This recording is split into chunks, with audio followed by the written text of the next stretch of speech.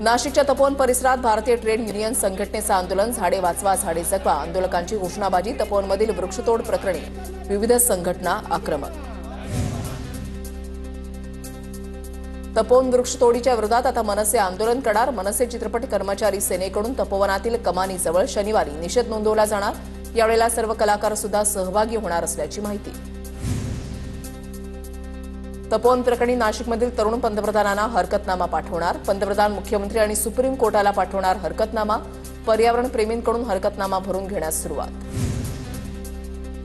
तपोवनासाठी नाशिककरांच्या भूमिकेला अभिनेते सयाजी शिंदे यांचा पाठिंबा, निवडून दिलं म्हणजे सगळेच अधिकार सरकारला नाही, झाडांबाबत राजकारण करू नका, सयाजी शिंदे यांचं वक्तव्य।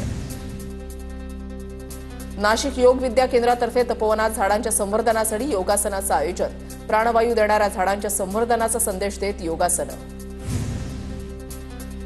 जालना महानगरपालिकेच्या प्रारूप मतदार यादीमध्ये गोंधळ, एकाच कुटुंबातील नावं वेगवेगळ्या प्रभागामध्ये गेल्याची बाब समोर।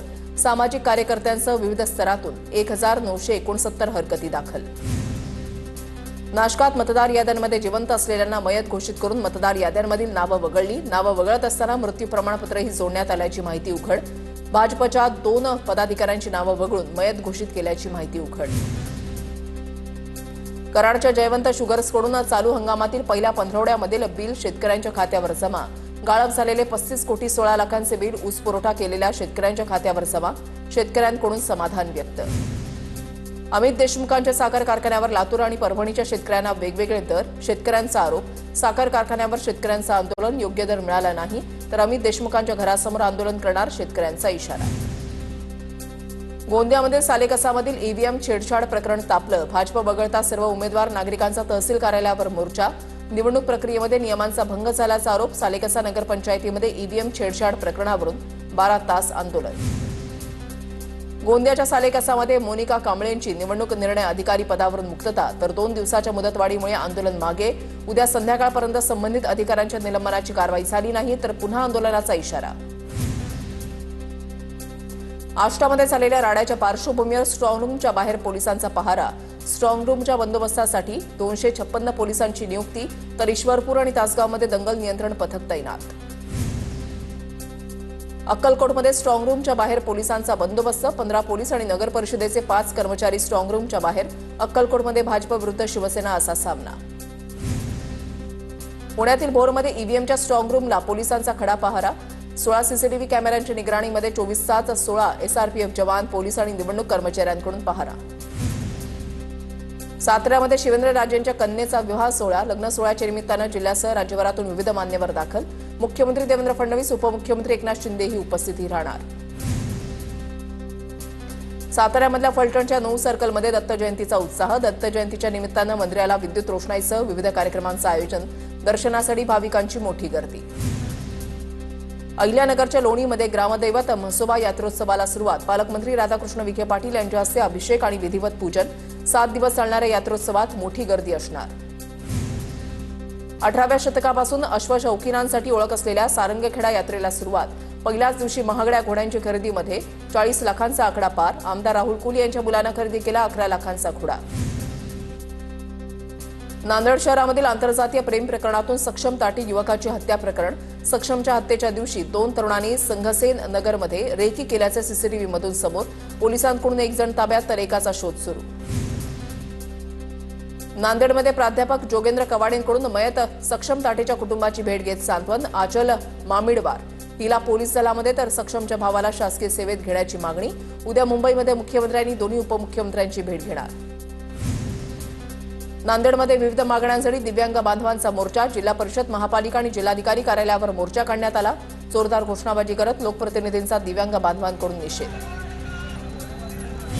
अमरावतीमधल्या वर्धाच्या आर्वीमधील गटविकास अधिकारी सुनीता मरस कोल्हे यांच्या अटकेच्या निषेधार्थ कर्मचाऱ्यांचं रजा आंदोलन। जिल्ह्यातील 14ही तालुक्यातील गटविकास अधिकारी आंदोलनामध्ये सहभागी, प्रशासकीय व्यवस्था विस्कळीत। सांगलीमध्ये 3 महिने उलटूनही पुरस्काराच्या रकमेपासून खेळाडू वंचित। सप्टेंबर महिन्यामध्ये जिल्हा परिषदेच्या वतीनं जिल्ह्यामधल्या 7 उत्कृष्ट खेळाडूंना वसंतराव दादा पाटील क्रीडा पुरस्कार देण्यात आला होता, मात्र अद्यापही पुरस्काराची रक्कम न मिळाल्यानं खेळाडूंमध्ये नाराजी। राजगड तालुक्यामधल्या वेल्हे बुद्रुक ग्रामपंचायतमध्ये फसवणुकीचा प्रकार। ठेकेदार 10 लाख रुपयांचा निधी घेऊन गायब झाल्याचा ग्रामस्थांचा आरोप। मंजूर 2 सौर हायमॅक्स दिवे न बसवता खोटे जिओ टॅग, खोटे फोटो आणि ग्रामसेवकाच्या खोट्या सहीचं पत्र जोडून निधी लाटल्याचा आरोप. अमरावती मुंबई विमानसेवा 15 दिवसांसाठी बंद राहणार. दाट धुक्यामुळे विमानतळ प्राधिकरणाचा निर्णय. 1 डिसेंबर ते 15 डिसेंबरपर्यंत विमानसेवा ही बंद राहणार. जळगावमधील चोपडा तालुक्यामधल्या कांदा उत्पादक शेतकरी भाव नसल्यामुळे आर्थिक संकटात. लाल कांद्याच्या काढणीला सुरुवात झाल्यानंतर भाव मिळत नसल्यामुळे संपूर्ण लागवडीचा खर्च देखील निघत नसल्याचं चित्र. धाराशिव जिल्ह्यामध्ये बारदाना नसल्यानं गेल्या 4 दिवसांपासून हमीभाव केंद्र बंद. पैशांच्या तातडीच्या गरजेपोटी शेतकऱ्यांना कमी भावात खासगी व्यापाऱ्यांना सोयाबीन विक्री करण्याची वेळ. अमरावती जिल्ह्यामधील पीएम किसान सन्मान योजनेमधील 3224 लाभार्थी शेतकरी वगळले. ई-केवायसी न केल्यानं पीएम किसान सन्मान योजनेमधील लाभार्थी शेतकरी वगळले. औंधमध्ये दिसलेल्या बिबट्याची बावधन परिसरामध्ये एंट्री. अजूनही वन विभागाला बिबट्याचा पत्ता लागेना. बिबट्याचा शोध लागत नसल्यामुळे नागरिकांमध्ये भीतीचं वातावरण. पुण्याच्या रांजणगाव एमआयडीसीमध्ये लावलेल्या पिंजऱ्यामध्ये बिबट्या जेरबंद. बिबट्या कंपनीमध्ये मुक्त संचार करताना व्हिडिओ व्हायरल झाल्यानंतर वन विभागानं परिसरात पिंजरे लावले होते. पुण्याच्या लोणी काळभोर परिसरामध्ये गुटखा कारखान्यावर पोलिसांची कारवाई. अंमली पदार्थ विरोधी पथक 2च्या कारवाईमध्ये 1 कोटींचा मुद्देमाल जप्त. आरोपींना अटक. जळगावच्या धरणगावमध्ये 7.5 किलो वजनाचा गांजा जप्त. धरणगाव ते चोपडा रस्त्यावरील शासकीय आयटीआय जवळ धरणगाव पोलिसांची कारवाई. एकाला ताब्यात घेऊन गुन्हा दाखल. चाळीसगावच्या कन्नड घाट पायथ्याशी लुटमार करणाऱ्या 3 आरोपींना अटक. रिक्षा, रोख रक्कम, मोबाईल आणि चाकूसह 3 जण अटकेत. 28 नोव्हेंबरला तिन्ही आरोपींनी चाकूचा धाक दाखवत लुटमार केल्याचा संशय. यवतमाळच्या पांढुर्णा खुर्दमध्ये अनैतिक संबंधाच्या संशयातून पतीकडून पत्नीच्या गावातीलच प्रियकराची हत्या. आरोपीला पोलिसांनी घेतलं ताब्यात. छत्तीसगडमध्ये चकमकीमध्ये माओवादी ठार झाल्यानंतर महाराष्ट्र तेलंगणा सीमेवर वाहनांची तपासणी. महाराष्ट्र तेलंगणा सीमेवर पोलिसांकडून तपासणी सुरू. 31 मार्चपर्यंत शरण येण्याचे केंद्रीय गृह विभागाचे माओवाद्यांना निर्देश. कडून पोलीस कोठडी. आरोपीला महिलांनी चांगला चोप देऊन पोलिसांच्या ताब्यात दिलं होतं.